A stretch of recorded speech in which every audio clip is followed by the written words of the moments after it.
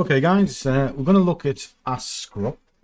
It's quite a simple question, easy question to answer, to be honest. So if I flick this over, drop it down into Traders Clinic in here, and it's for DJ. That'll salute to you. When reverting to a line chart for drawing on levels, do I have it right that this excludes some of the price wicks you would normally use with candlesticks? Correct.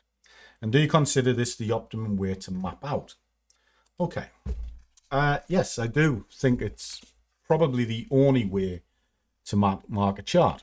Reason being is when you've got a standard set of candlesticks, whether it's sort of Heikin-Ashi or just normal Japanese candlesticks or even a bar chart, what it shows is a lot of noise, because you can have a wick that's huge, but you don't know why it's huge. Could be just one order, could be a multitude of orders, you really don't know.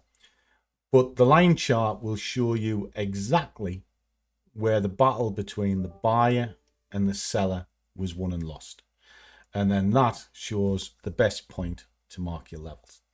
And then from there, it's just a case of practice and get to understand where you can see the swing points, because there are levels and then there's levels, and you want the strongest levels.